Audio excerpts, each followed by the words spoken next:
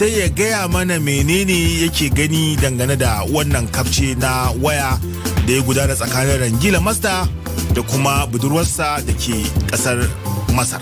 Ba an ce Balarabiya ce ba a yadda ma akwai ta ba. Da na bada kunya ta wannan bangaren yanzu kuma ana neman wata yadda sai an kunya ta ne akan larabci ko? Shikenan. Yawa kunna ko? Halo? Habibiti. Yawa to tsayar. Kaga tun nan ma an yi abun da yan bal suke cewa foul. Menene Habibiti? Wato ainihin misali Habibti ake cewa. Da kyau Ustaz Lazi, mu je gaba. Haya. Kaifa haluki? أنا بخير أين عليك يا حبيبي Habibti. Alhamdulillah. Gimtse, anan ta ce aini alaiki ya habibi. Ma'ana idanuna suna kanka, amma tun tsare da dariya na ta dibi-dibi na wai alhamdulillah. Ya ɗauka tambayar su ta yi waya yake ko wani abu makamancin haka. Kai dai ba za ka gane da duniya lafiya ba. Ta yabe ni ta ce tana idan ta na kaina ba san ce na gode Allah ba. An ce maka ban gane me ta faɗa ba ne? Dakata Rangila, ba fa musu aka ce ku yi ba fashin baki aka kira shi yayi. Har fari ma sai na yi, a kafta gaba. افتقدك يا نور القلب Bitane shukran. Habibti. Kaifa Masar? Gimtse, anan kuma wato ainihin cewa ta yi aftaqadak ya nurul qalb. Ma'ana wato ina kewarka ya hasken zuciyata. Budan bakin sa wai bi kai hukura. Ba ma shukuran ba wai hukura. Hakan kuma yana nufin wai lafiya lau na gode. Ta ce tana kewarsa shi kuma wai lafiya lau ya gode. Haya. A kafta.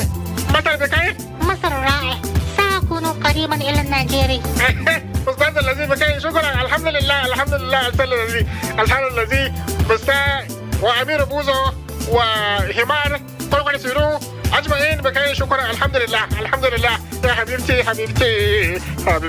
Gimtse, cewa ta nan da wani lokaci kaɗan ta kusa da shigo Najeriya. Wai buɗin bakin sa wai Ustazin Lazi bai kai da shukura. Wato Ustazin Lazi yana nan lafiya.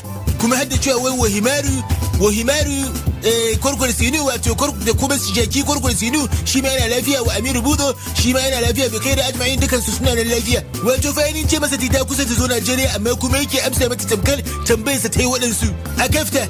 تذكرني دائما يا حبيبي أنا as go أنا go إلى المكتب studio مكتب الحمد لله دانا إلى كانو Maza Gimtse tana cewa ya kasance da ita har abada amma yana gaya mata cewa wai ana go fa ilal makafta ce wai makafta ya gama dibidibinsa ne yana so ya ce mata wai gashi nan wai yana hanya ne wai zai ji Dala FM Kano abin da ta faɗa daban abin da ya mayar mata daban tamkar dai ka ce wa mutum yau wace rana ce kawai sai kalle ka ce maka lemo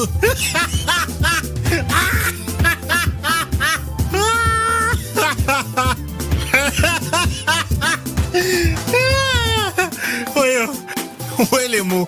Allah ko yana gaya maka buɗe ɗan fillo gaba ne babu alaƙa.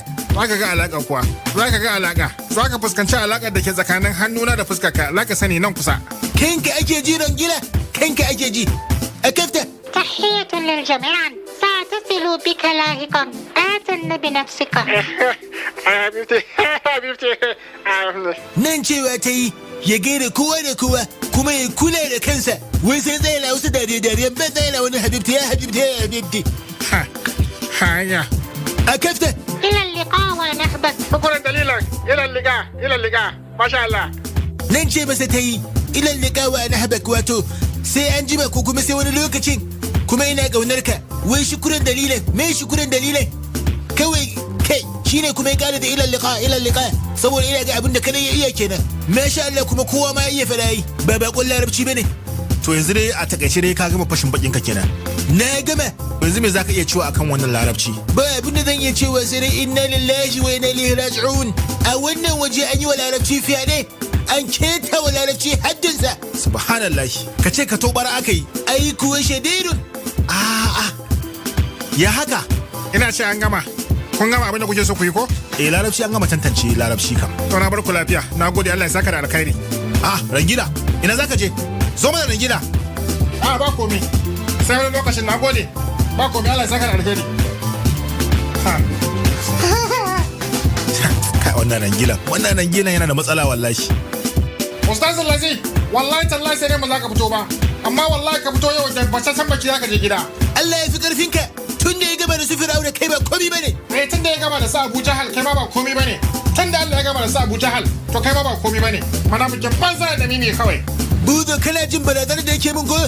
Kana jin abin da yake min saboda an kawo ni na aiki kuma na yi. rabu da shi da Allah duk barazana ce rabu da shi. Ya kai ma ka faɗa ka ce barazana. Me zai iya maka ba abin da zai iya maka. Wallahi sai dai ba za ka fito ba. Amma wallahi tallahi yau jikinka sai ya kuwa. Kai zaka tafi ne ko zaka tsaya baki gobe kana gaya mutane magana baka san aiki muke a nan ba? In zaka dawo ka zauna in zaka fita ko ka fita. Shikenan dama mun zo karshen shiri. Shikenan kawai na tafi. Ba zan zauna da munafiki ba. Za ka fito ka same ni. Wallahi za ka gani. Jikinka wallahi sai ya kuwa. Rangila idan jikina bai taushe ba baka tsoron Allah. Ba ya kuwa ba yi taushe ba. Wallahi bana tsoron ka Rangila. Jikina ya taushe ba bana tsoron ka Rangila. To yanzu dai Ustaz Lazi kwantar da hankalinka, magana ta riga ta kare.